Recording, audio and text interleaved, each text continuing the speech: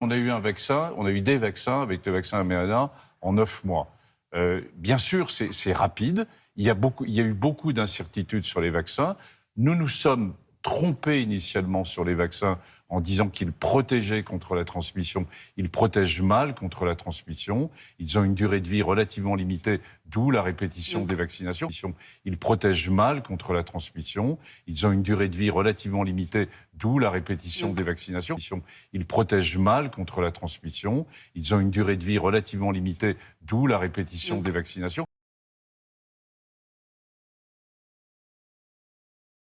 Quand on est vacciné. Voilà.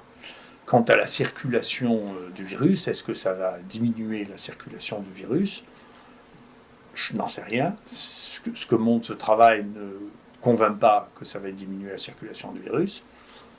D'autant que, encore une fois, la cible de ce vaccin est tellement étroite que ce sera très facile de voir apparaître de nouveaux variants qui résisteront aux anticorps générés par ce vaccin.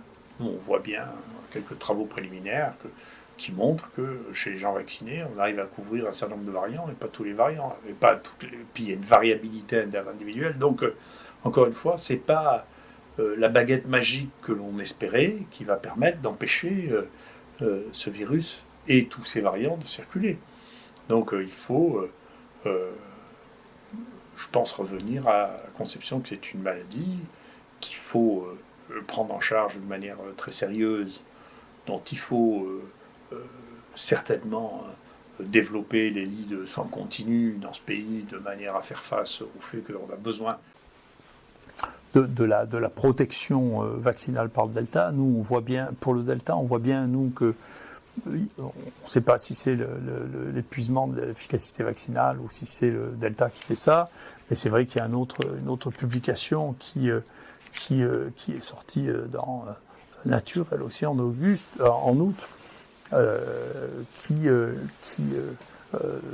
se pose la question de savoir même si la vaccination n'accélère pas la transmission, puisqu'on trouve des charges virales ou des quantités de virus chez les gens vaccinés qui sont au moins aussi élevées, parfois plus élevées que chez les non vaccinés.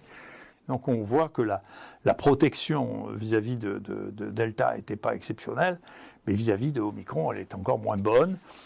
Et les cas sont aussi symptomatiques chez les vaccinés que les non vaccinés. C'est la même proportion. Les 2/3 des gens qui sont diagnostiqués ici et qui ont un Omicron vacciné ou pas vacciné sont symptomatiques. Et les charges virales, c'est-à-dire le nombre de virus qu'ils portent, est aussi important qu'ils soient vaccinés ou pas vaccinés. Donc l'idée que quelqu'un qui est vacciné et positif est moins dangereux que quelqu'un qui n'est pas vacciné et pas positif relève du conte de fées. Voilà. C'est pas vrai. Voilà. Donc ce qui est contagieux, ou bien alors il faut reprendre les maladies infectieuses au départ, les gens qui sont contagieux sont les gens qui sont porteurs d'un virus transmissible. Après, l'État, est-ce que peut-être qu'ils ne devraient pas l'être, mais en tout cas c'est comme ça, ils le sont, d'accord ?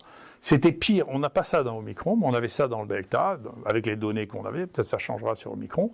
Avec le Delta, c'était pire, c'est-à-dire que les gens qui étaient vaccinés avaient plus de virus, non seulement par la PCR, mais ici, à la différence des autres endroits, on cultive les virus.